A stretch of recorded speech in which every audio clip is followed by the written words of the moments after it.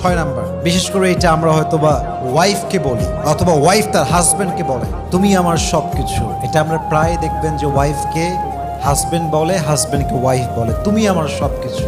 হয়তোবা আপনার এখানে শিরক করার কোনো ইচ্ছা নেই, বাট এখানে বুঝতে হবে তুমি আমার সবকিছু মানে কি আল্লাহ বাদ হয়ে গেল?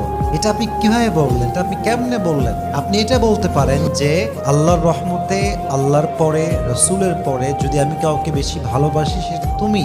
আল্লাহ এবং তার রসুলের পরে আমার জীবনের সবচেয়ে গুরুত্বপূর্ণ মানুষটা তুমি, আমার লাইফের সবচেয়ে গুরুত্বপূর্ণ ব্যক্তিটা তুমি, এভাবে বলতে পারেন। কিন্তু তুমি আমার সবকিছু বললে কেন যেন আল্লাহ মাইনাস হয়ে যায়, কেমন যেন বাক্যটা বেমানান হয়ে যায়, কেমন যেন বাক্যটা আপনাকে একদম শিরকের কাছে, শিরকের পর্যায়ে পৌঁছায় দেয়। এটা আপনি বলবেন না, মাথায় রাখবেন।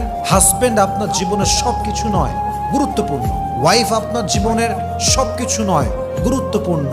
আপনার জীবনের সবকিছু হবে এক সত্তা। বলেন সবাই, তিনি কে?